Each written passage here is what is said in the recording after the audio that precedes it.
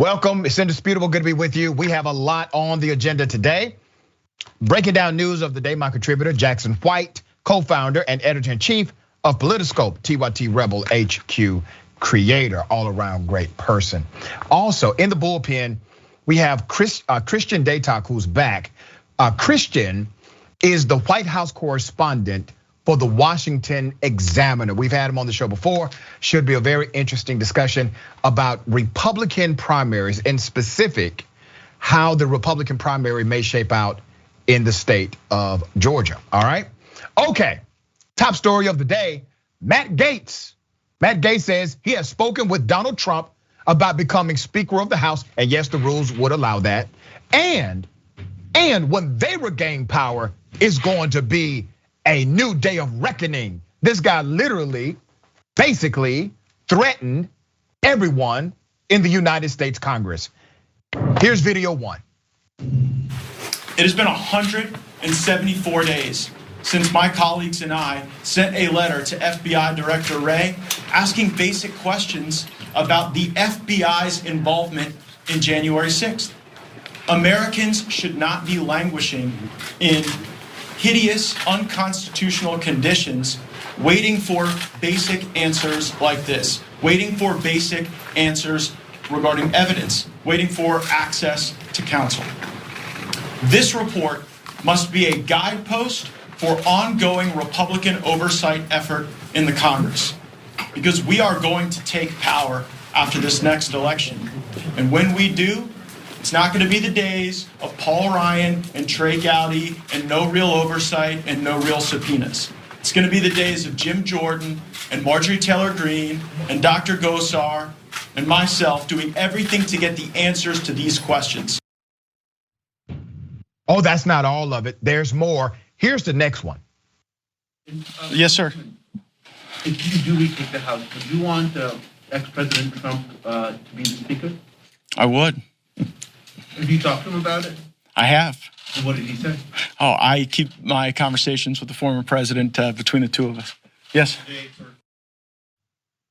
That's Matt Gaetz answering a question about former President Donald J. Trump becoming Speaker of the House. Once again, yes, the rules technically would allow that. So let me give you some background to this insanity. First of all, Matt Gaetz is proclaiming that the FBI was involved in January 6th, and he wants basic answers.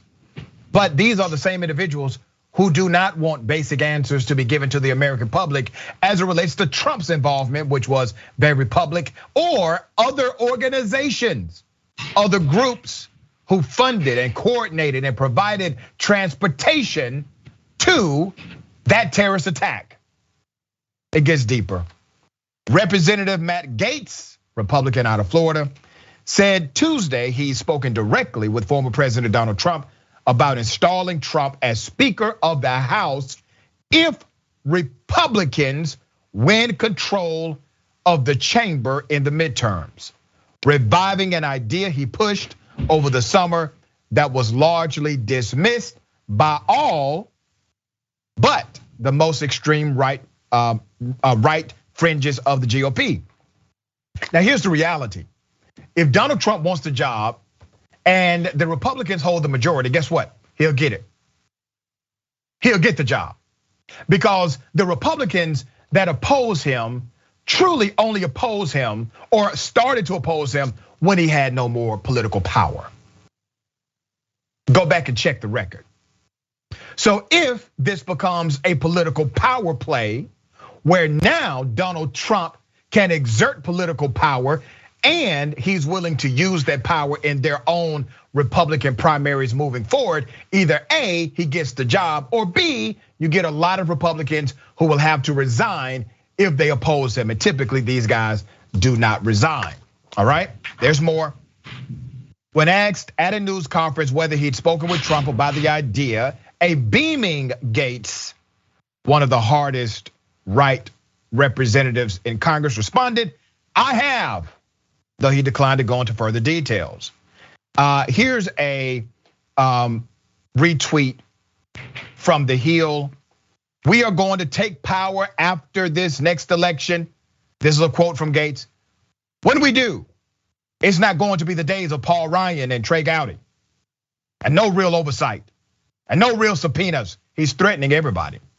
It's going to be the days of Jim Jordan, Marjorie Taylor Greene, and Dr. Gosar, and myself.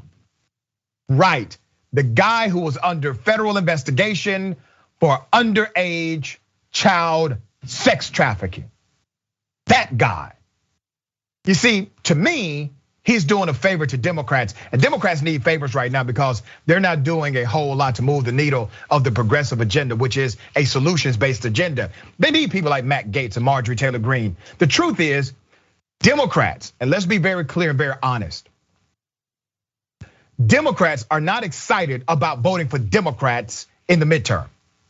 They're not excited about Joe Biden in the next presidential cycle. Maybe he doesn't run for re-election, we don't know.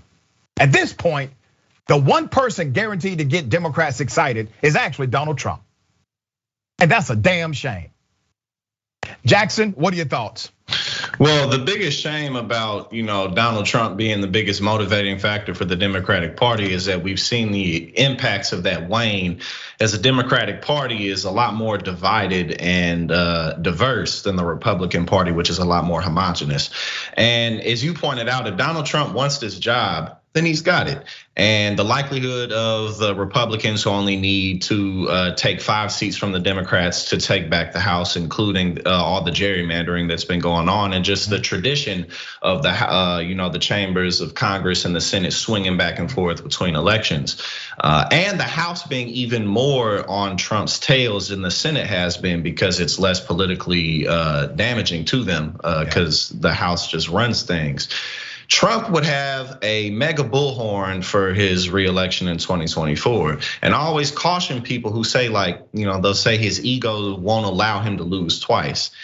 Well, no, 69% of the Republican base believes that you have to think he won in 2020 to even consider yourself to be a real Republican.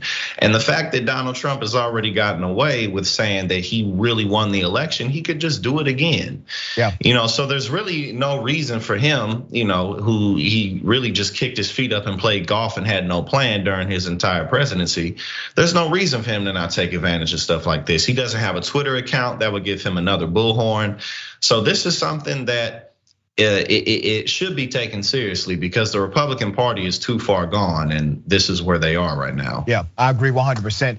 And speaking of excitement, we do have people inside of the movement of left who would excite voters. Bernie Sanders has excited and would excite in the future. AOC, same thing. Corporations and corporate Democrats are terrified of them and would try to destroy them if they ran in those elections, president, etc. We are hoping that there's some level of delivery for the policies that they promise. I'm talking about Biden and Kamala Harris, that there's a delivery of those promises, because right now, that's the only thing you got left that will excite your base to come back out and vote for you.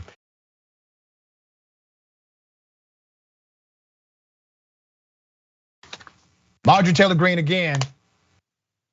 She says that, yeah, racism is real and people are being targeted because of the color of their skin. We're talking about white people, okay? Marjorie Taylor Greene says January 6 prisoners, okay, we're talking about people that committed terrorism, are abused because of the color of their skin. That's what she has said. Let's go to the video. Well, looking in the jail, we put the full tour in there. So there's a lot of detail about every single part of the jail. Now, here's what I can say about criminal justice reform. I do not think it's good for anyone in prison to have to read Nation of Islam newspapers and that be one of the only publications they have, or information or curriculum that informs them because of the color of their skin. This is why they're being treated this way. I don't think that is good to rehabilitate anyone. I think in prisons and jail, we should rehabilitate people, and that has to do with job skills, education, and building character so that when they leave there, they're able to have a really good second chance. And those are the things I believe in and I would like to work on. As far as the difference in the jail, though, it's very clear. The January 6th defendants, They were not allowed to participate in any of the continuing education curriculums that we were shown that other inmates and other pretrial defendants are allowed to participate in. The January 6th defendants are not allowed to participate in job training like the other inmates and defendants are allowed to participate in. The January 6th defendants are not allowed to participate in mock trials that there was a third-year law school student there helping other inmates learn how to handle the courtroom and what to do. None of those things were offered for the January 6th defendants. They were isolated in a separate wing of the jail where they are abused, where they are ridiculed, where they are mocked because of their political beliefs and because of January 6th and because of the color of their skin. So there is a two-tier justice system, and these are the things that need to end. I believe in criminal justice reform, but I believe it should be reform that's fair completely across political lines and skin color. And I can tell you what we saw in the DC jail, none of that exists. Finally, Republicans believe there's a two-tier justice system. Finally, Republicans believe that yes, there's discrimination and bias in the criminal justice system. But they believe it's adversarial to white people with white skin. Marjorie Taylor Greene saying more insane things. I didn't think it could get any worse. With her, it definitely has. Let me give you some background to this. Now, she claims that they are forced to read the Nation of Islam newspapers. Not true. The newspaper is called The Final Call. It is in federal prisons.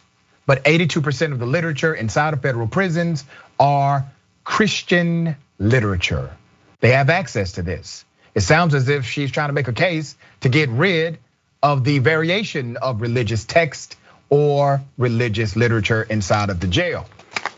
Another thing, her claims about physical abuse and discrimination because they are white, that claim has no basis in fact. There is no report, there is no video, there is no eyewitness testimony to back up her claims. Now, let's get to the meat of it. The wild claims came during a press conference alongside who?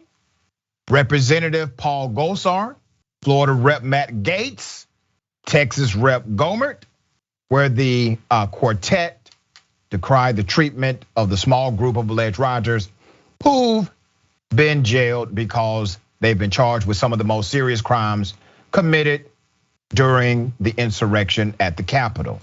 Now, see, this is context, right? When you go to prison, you are classified based on offense. This classification determines if you are violent, if you are not a threat or possibly pose a threat to the physical safety of others and to the jail staff.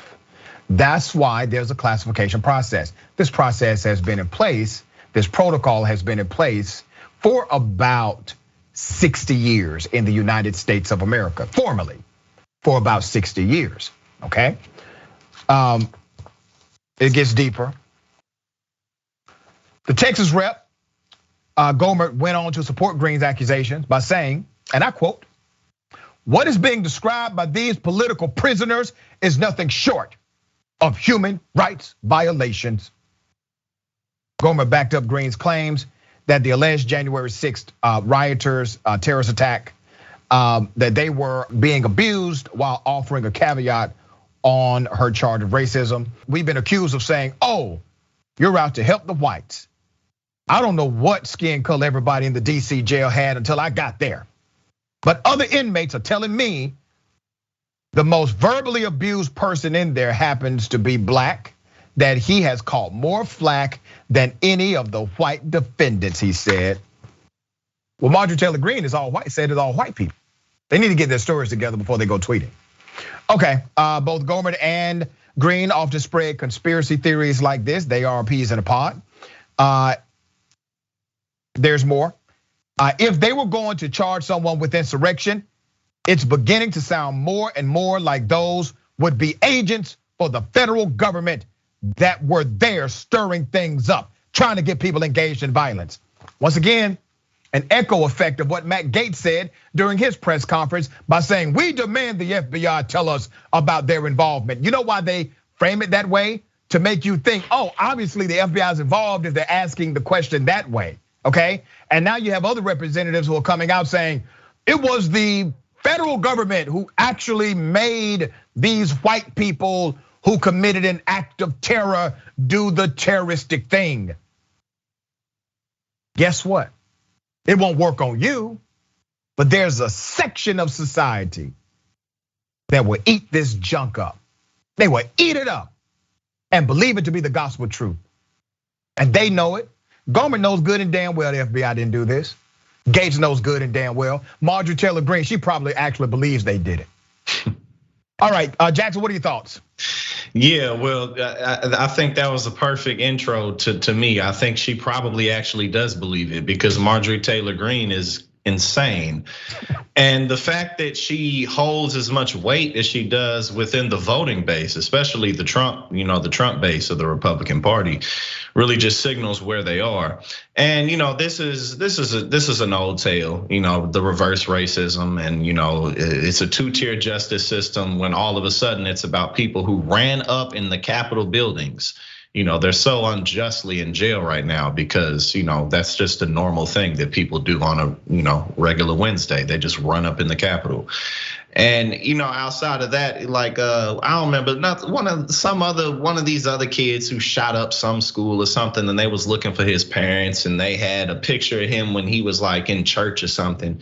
And some conservative pundit gave a take where they were like, they're trying to make you scared of white people. And it's, so this is not new. And this is something that's been going on for a very long time. And it really just kind of shows a projection of a guilty conscience in a lot of ways. That's right. That's really all it is at the end of the day. It's like, well, no, look at it. Look, let's see, it's happening over here too.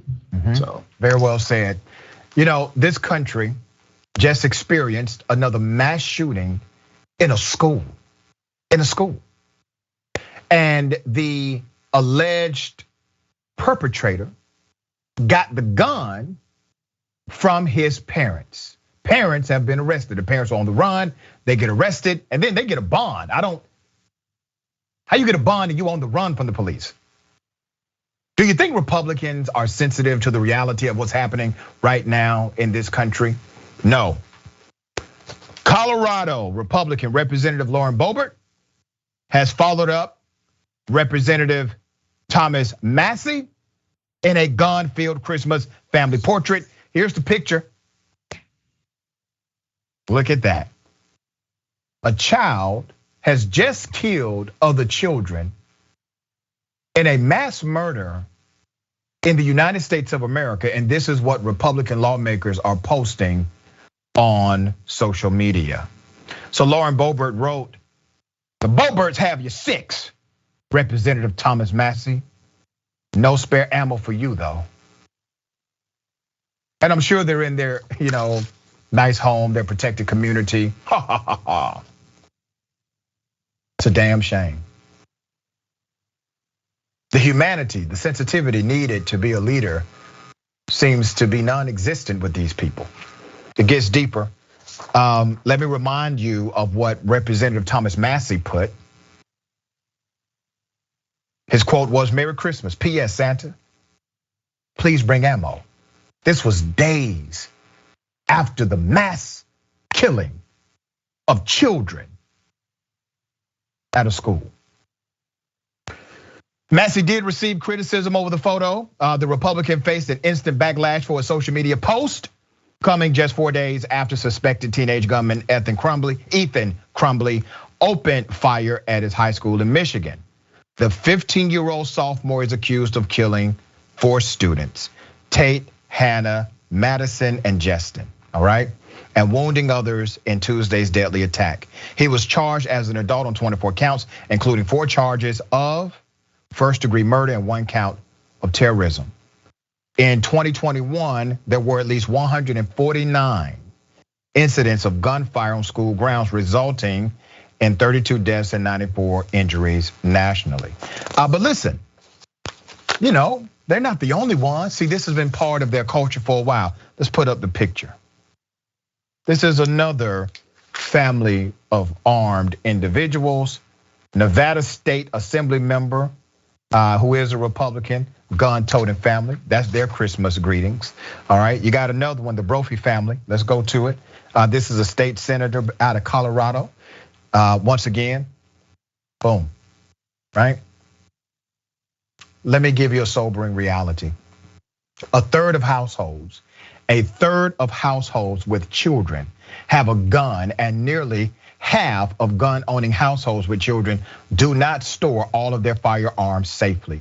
Guns in the home are more likely to endanger than protect loved ones. The presence of a gun in the home makes the likelihood of homicide 3 times higher, suicide 3 to 5 times higher, and accidental death 4 times higher.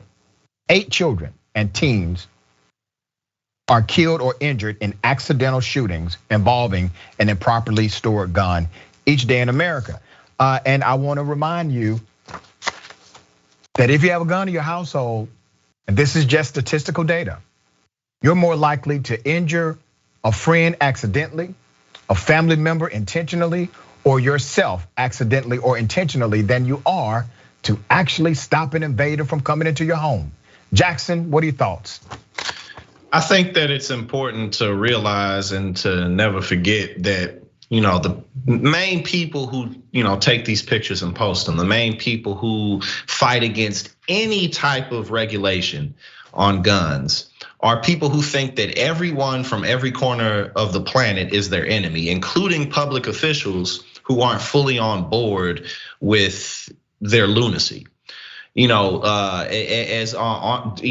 of the insurrection, the people chanting "Hang Mike Pence." The family where I'm from in St. Louis, the lawyer family who came outside with the weapons because people were protesting, and just that by itself made them, staples and icons. Kyle Rittenhouse, who murdered 3 people just because they were at a Black Lives Matter protest. That alone, the symbolism of the weapons and it being used against, integration in any type of way, that by itself is really the shining ornament for the right wing. And so it actually does promote real life violence. It's not just like cute pictures. It promotes violence in the streets. Yeah, and because Republicans typically have no ideas, they promote people in different ways. They find villains or they find heroes. They make villains out of individuals who are simply trying to do right, typically by the American people or the global community. And they make heroes out of folks that kill people like Rittenhouse and others. Those become their heroes. The people that try to save lives become their villains. We have more on the other side. It's indisputable. Stick and stay.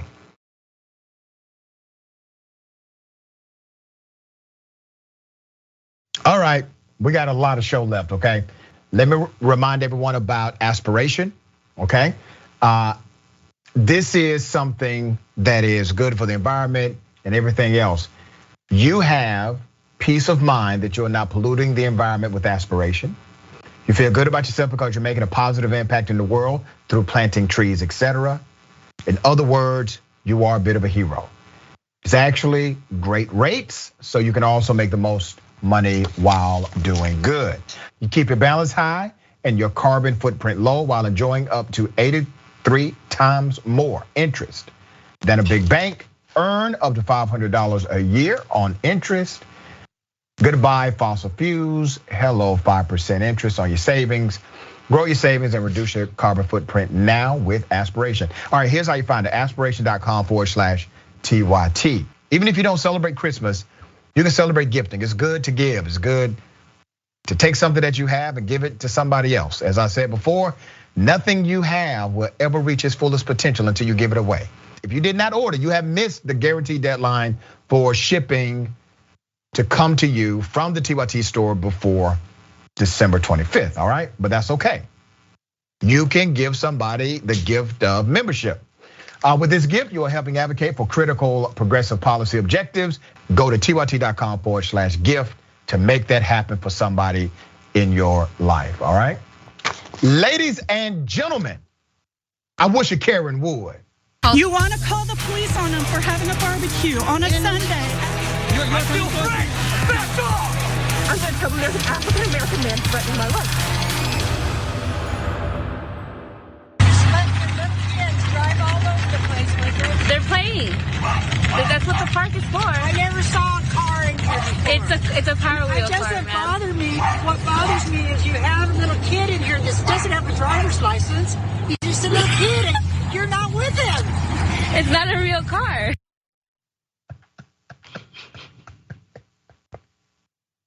She said, no. The problem is he's driving this car and he doesn't have a license.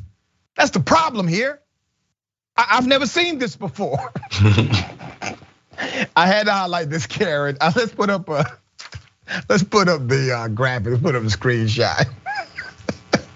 That's a person who got dressed saying, I'm about to commit some Karenicity today. That's like the ultimate Karen disguise outfit. All right.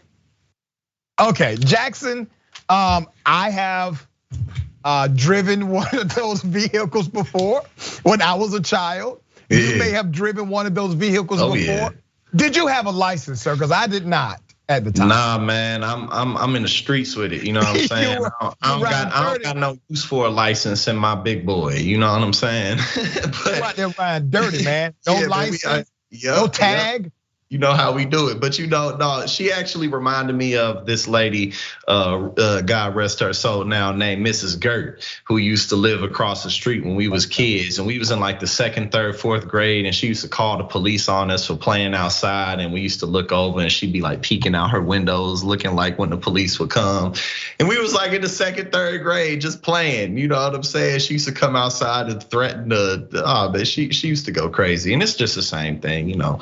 A lot of people, unfortunately, as they get older, they may be very unhappy and not have many people around them who love them. So, you know, maybe that's just all it was. I don't know, man. We've highlighted some really young Karens on this show too, man.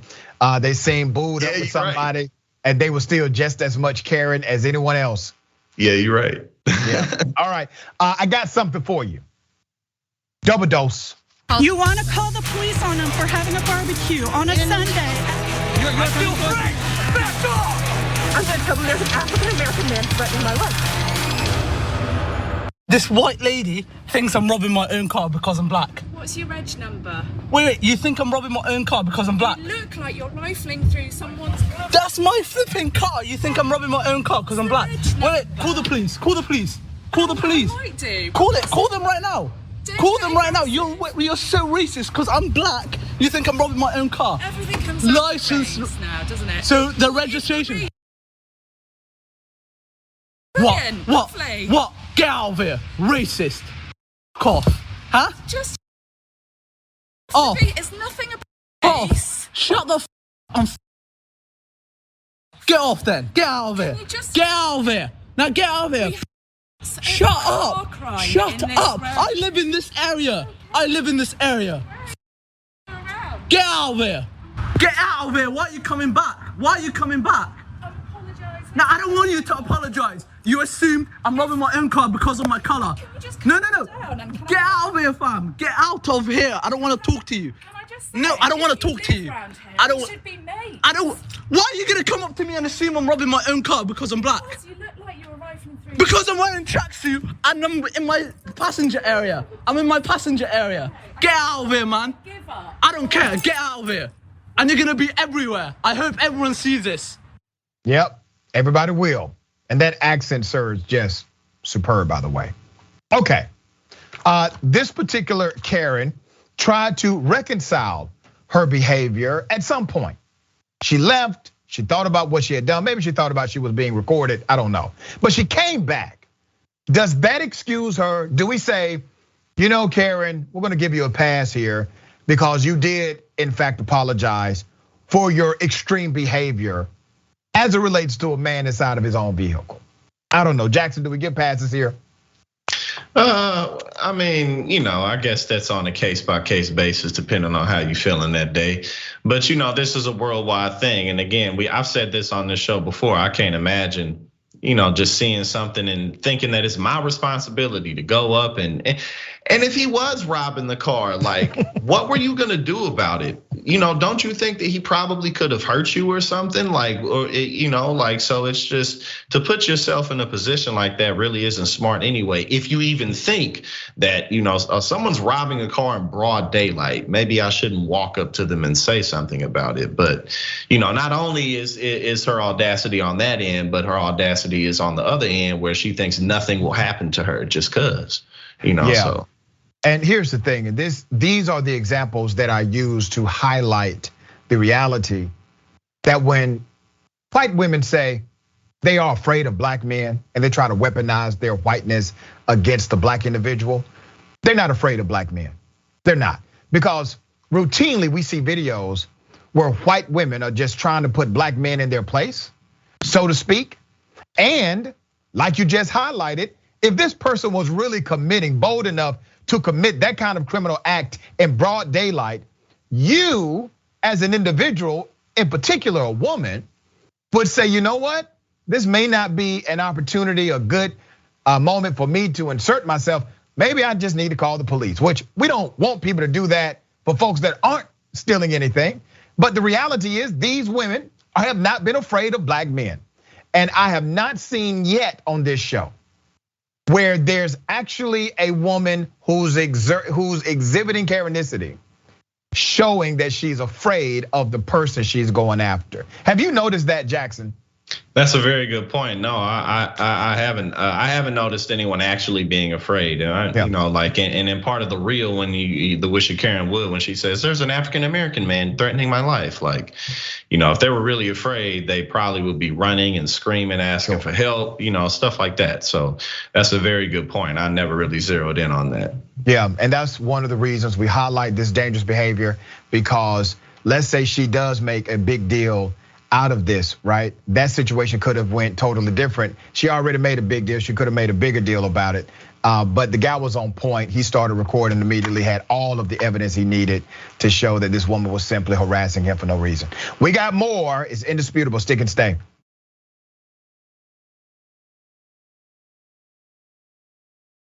All right, welcome back.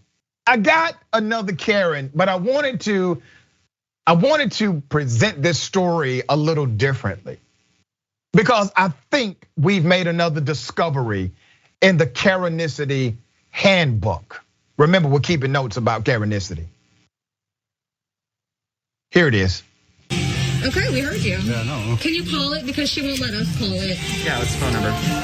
916. Well, he could have turned off the ringer. Oh my God, what do you want him to get naked, lady? All right, guys. I cannot like your phone. You don't need guys, to. Yeah, dude. Let's try to turn the ringer off. Let's try to just stay calm and cool. Okay. So 916. I really need my phone back. Stop looking at him like it's her. Talk to him. He's trying to help you. Let me get the number. 916. Is everything in my pocket? Do you want to pat him down? You pat me down, girl. That's all I got. I'm still waiting for the number. Well, if it's in his pocket, it won't ring because he turned off your ringer, is what you're also accusing us of. Even though he just emptied out everything in his pocket. Here's his pocket with his vape in it. Do you want to turn around? Guys, can we? She can't. Well, they have my number, and they have my phone. Well, let's. We don't have your phone. I just stuck it right here. You walk right behind me. How about you type it in? I didn't take it. You type it in. I did not take it.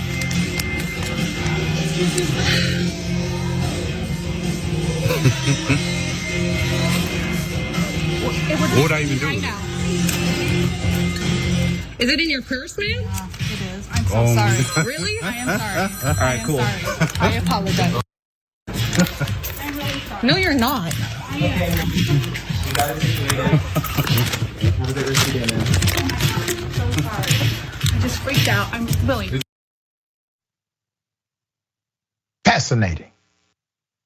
I think we have discovered. I'm so sorry. Oh, these bring joy to my heart. I think we have discovered another reality, another complexity associated with the creature known as Karen. Now, we have been able to observe Karens in their natural habitat, basically retail stores.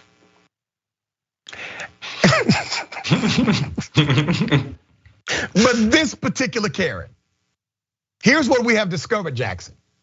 What have we discovered? It is possible to probably not be a Karen, but actually engage in Karenicity momentarily and be genuinely apologetic about being wrong. That's one part of the possible discovery here. What's the other one? Here's the other one. She's a Karen through and through because the entire time while she was claiming they stole her phone, she was still looking in her damn purse, which means she was not actually sure they stole her damn phone. I think it's that she's a Karen through and through because there wasn't really enough time for her to even process to be sorry.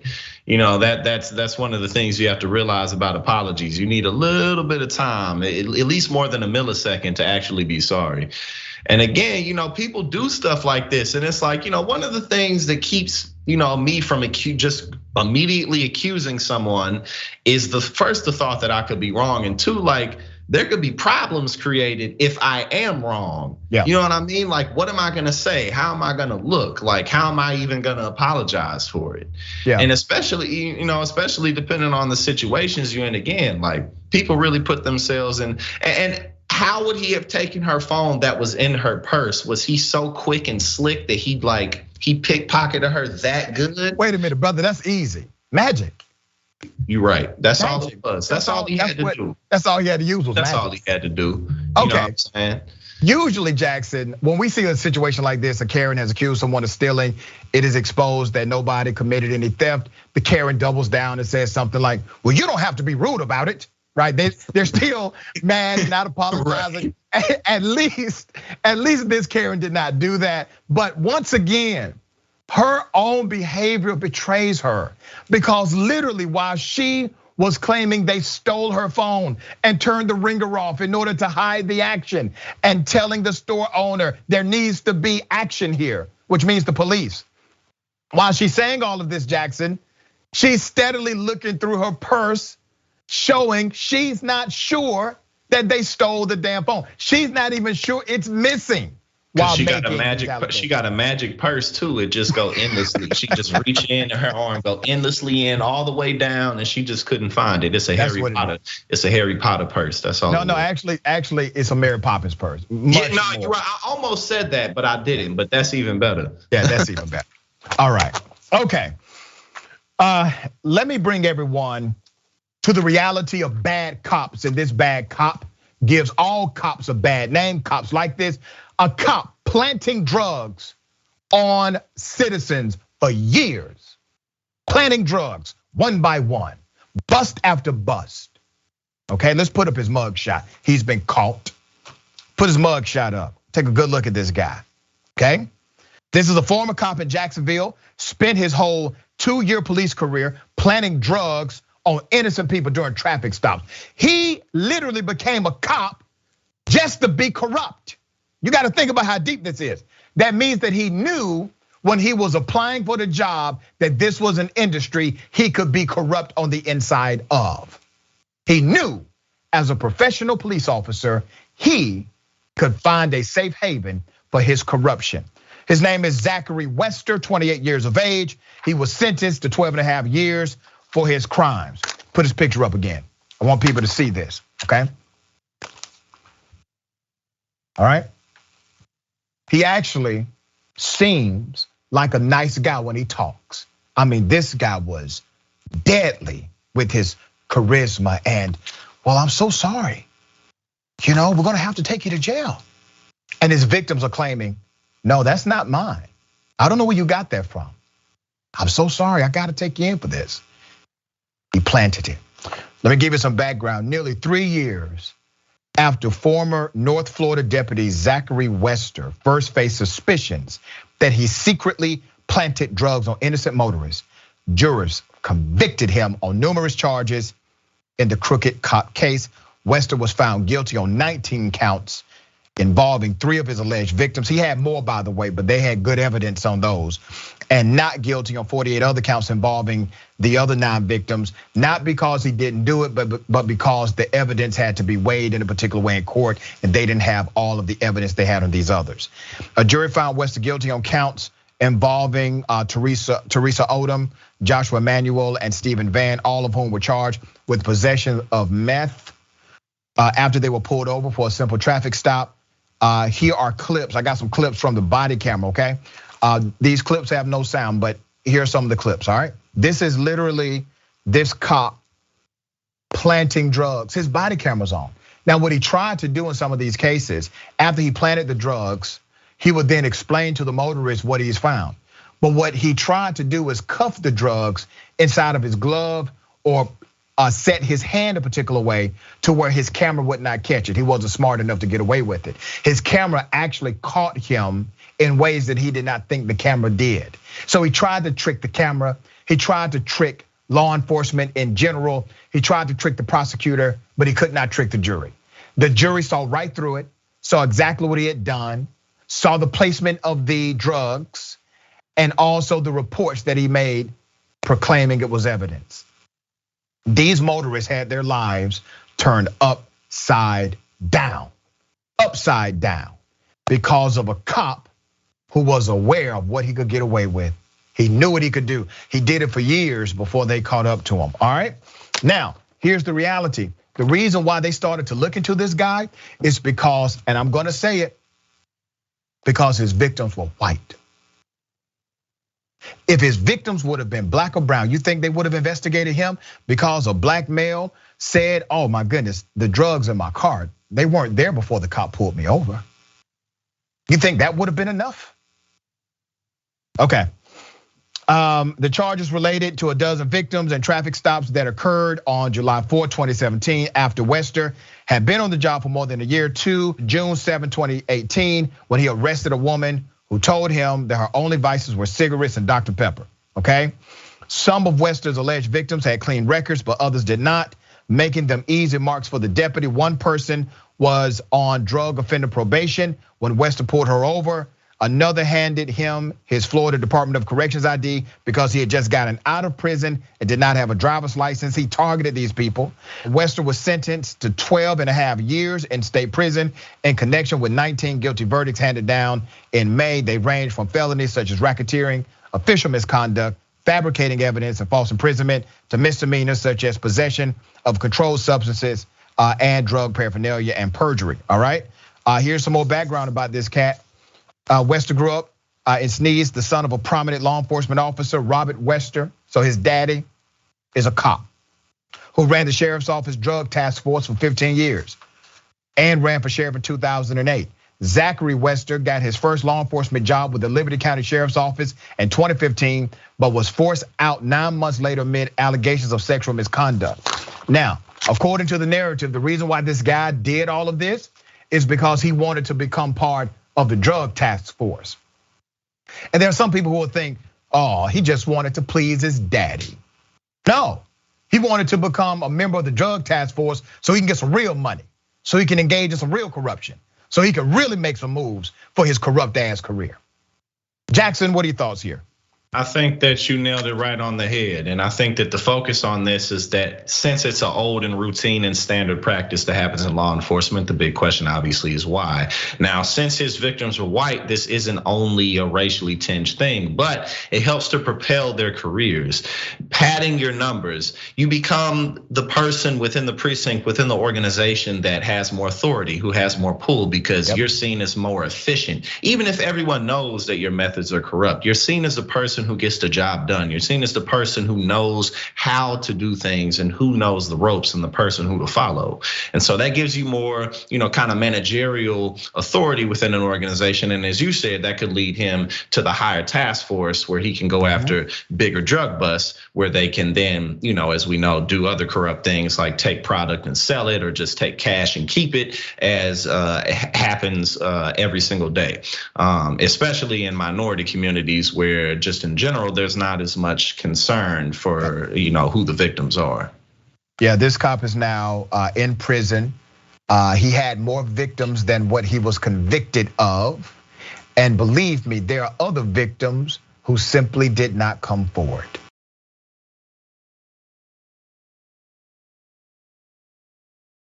I have a question for everybody. What in the red state hell You can take a gun, shoot somebody in the face. It's not hard. Sometimes it might even be fun if they're a godless commie. Now, what they're trying to do is sneak the COVID vaccine in your salads. I hate math. Somebody say amen.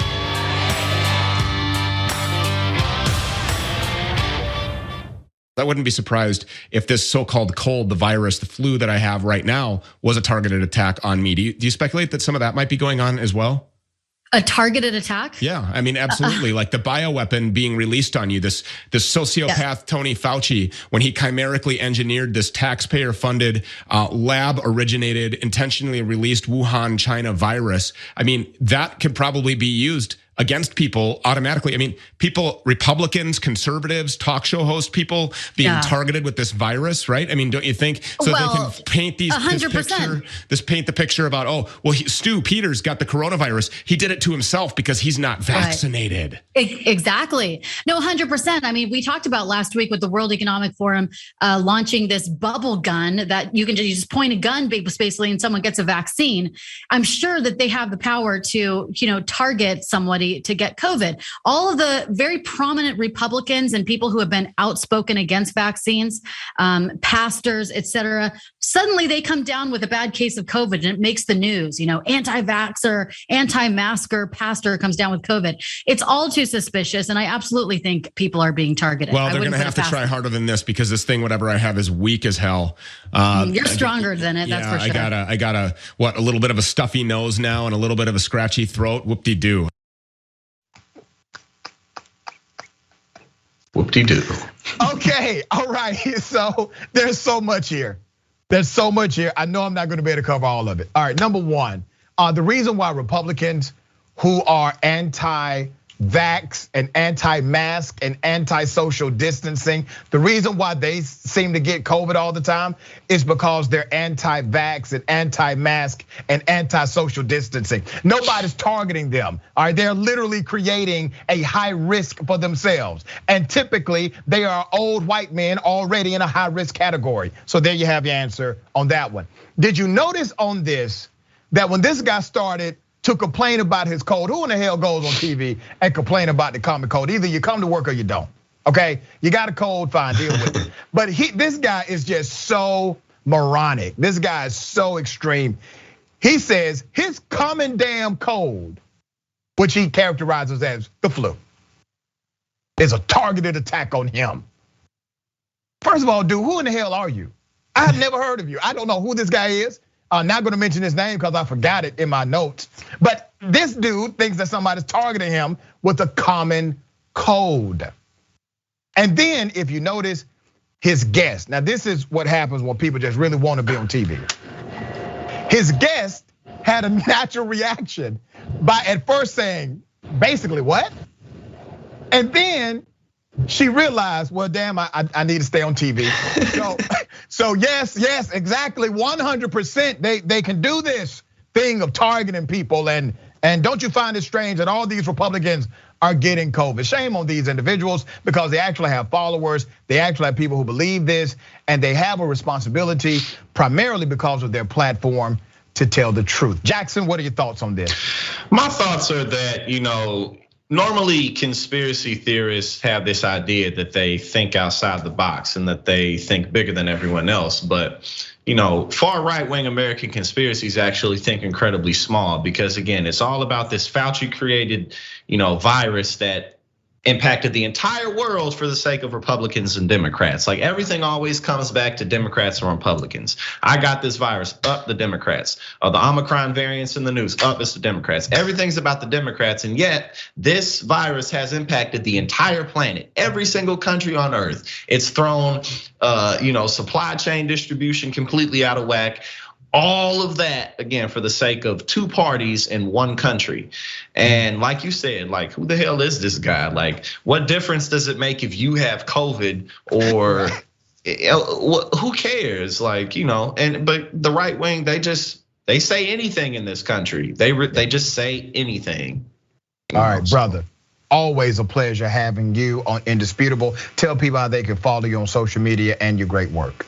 Oh yeah, check us out at Politiscope app on Instagram and Twitter, and you can check me out on Rebel HQ. I do videos Monday through Friday, just breaking down politics and what's going on in the country. It's always good to be here with you as well. Looking forward to next time. Same here. Thank you, brother. Appreciate you as always. Remember, take care of yourself, take care of each other, take care of the planet. Remember, the truth is always indisputable.